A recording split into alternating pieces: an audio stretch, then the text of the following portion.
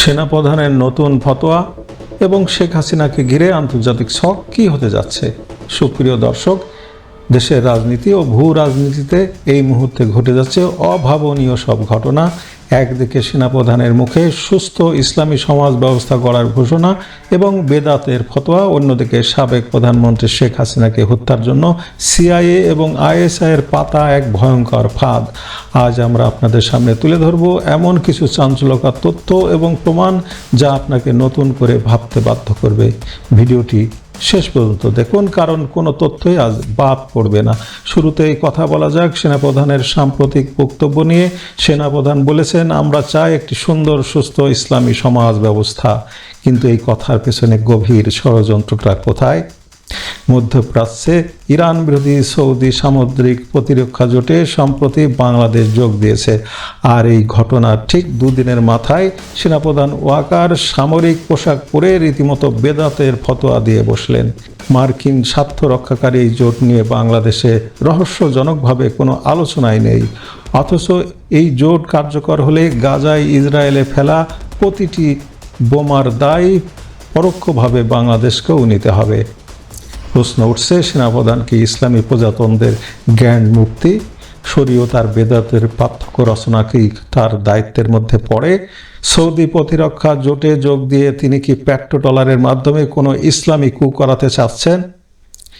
5 আগস্টের পর সেনাবাহিনীর হাতে ম্যাজিস্ট্রেসি পাওয়ার ছিল, তারা মাঠেও ছিল, কিন্তু ধারাবাহিক মাজার ভাঙা, বাউলদের পেটানো এবং ভিন্ন চিন্তার মানুষদের উপর আক্রমণের মতো সমস্ত অরাজকতার বিরুদ্ধে সেনাবাহিনীর উল্লেখযোগ্য কোনো তৎপরতা দেখা যায়নি। উল্টো আজকে বেদাতের ফতোয়া দিয়ে তিনি প্রকারান্তরে মাজার ভাঙাকেই ধর্মজ্ঞান করলেন এবং এসব কাজে নিজের প্রচ্ছন্ন সহযোগিতার কথাই যেন জানিয়ে দিলেন। এবার আসা যাক আমাদের দ্বিতীয় এবং সবচেয়ে ভয়ঙ্কর প্রসঙ্গের দিকে। সাবেক প্রধানমন্ত্রী শেখ হাসিনা দেশে ফিরে এলে তাকে হত্যার জন্য সিআইএ, আইএসআই এবং দেশের উগ্রপন্থী স্টেট ও নন স্টেট এলিমেন্টসরা একজোট হয়ে ষড়যন্ত্র করছে। গত 3 আগস্ট বিলিট সম্পাদক সালাউদ্দিন শোয়েব চৌধুরী ঠিক এই বিষয়ে একটি মারাত্মক চক্রান্তের কথা প্রকাশ করেছেন। শেখ হাসিনার প্রত্যাবর্তন যেন দেশে গৃহযুদ্ধ শুরু করার কোনো ফলস ফ্ল্যাগ ফাঁদ না হয়, সে বিষয়ে এখন সবার কড়া নজর রাখা প্রয়োজন।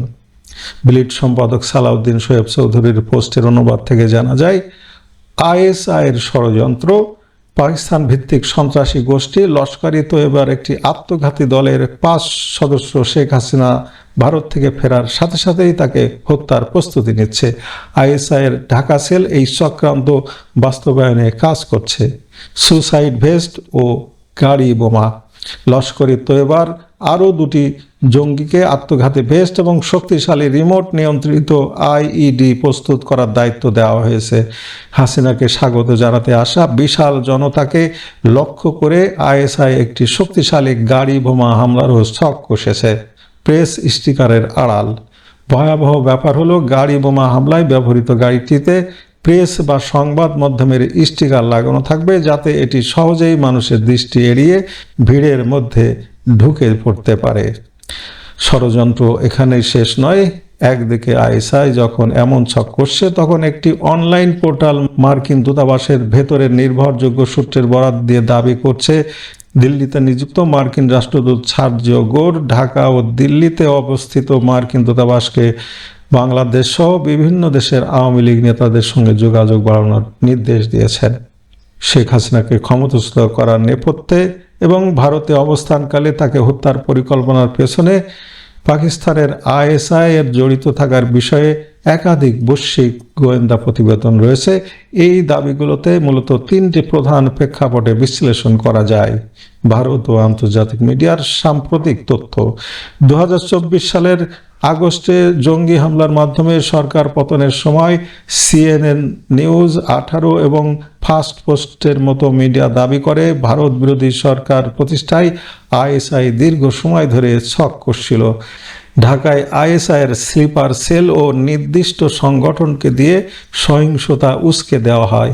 আর 2026 সালের সর্বশেষ গোয়েন্দা তথ্য বলছে, শেখ হাসিনা দেশে ফেরার চেষ্টা করলে বা সীমান্তে গেলে লস্করি তৈবার আত্মঘাতী স্কোয়াড আইইডি বা হামলার মাধ্যমে তাকে হত্যা করবে।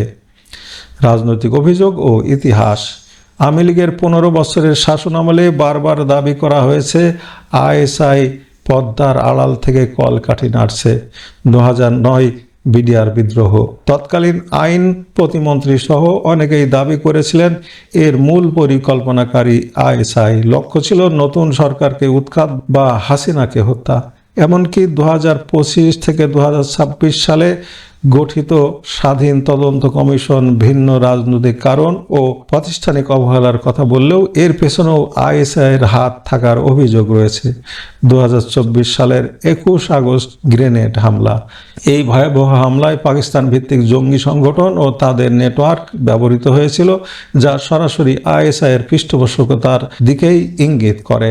শেখ হাসিনার নিজস্ব বক্তব্য। 2024 সালের 5 আগস্ট ক্ষমতাচ্যুত হওয়ার পর 2025 ও 2026 সালের বিভিন্ন সময়ে সামাজিক যোগাযোগ মাধ্যমে ফাঁসা অডিও বার্তায় শেখ হাসিনা নিজেই দাবি করেছেন 5 আগস্ট তাকে ও শেখ রেহানাকে হত্যার চূড়ান্ত পরিকল্পনা করা হয়েছিল। মাত্র 20-25 মিনিটের ব্যবধানে তারা প্রাণে বেঁচে যান। এর পেছনে তিনি গভীর দেশি বিদেশি ভূ রাজনৈতিক ষড়যন্ত্রের অভিযোগ তুলেছেন। দর্শক, সব মিলিয়ে শেখ হাসিনাকে কেন্দ্র করে আইএসআইয়ের ষড়যন্ত্র বা হত্যা পরিকল্পনার বিষয়টি বর্তমানে সবচেয়ে বড় ভূ রাজনৈতিক বিতর্ক। ভারত ও আওয়ামী লীগ একে প্রমাণিত সত্য হিসেবে দাবি করলেও পাকিস্তান সব সময়ের মতো বাংলাদেশের রাজনীতিতে যে কোনো ধরনের হস্তক্ষেপের অভিযোগ অস্বীকার করে আসছে। আপনার কি মনে হয়, সেনাপ্রধানের এই ফতোয়া এবং শেখ হাসিনাকে হত্যার এই গোয়েন্দা রিপোর্টগুলো কি কোনো বৃহত্তর আন্তর্জাতিক ষড়যন্ত্রের অংশ? কমেন্টস বক্সে আপনার মতামত অবশ্যই জানাবেন। ভিডিওটি গুরুত্বপূর্ণ মনে হলে লাইক দিন এবং শেয়ার করে সবাইকে জানার সুযোগ করে দিন। এমন আরও বিশ্লেষণধর্মী কন্টেন্ট পেতে আমাদের ইউটিউব চ্যানেলটি সাবস্ক্রাইব করুন ও ফেসবুক পেজটি ফলো করে আমাদের সাথেই থাকুন। ধন্যবাদ।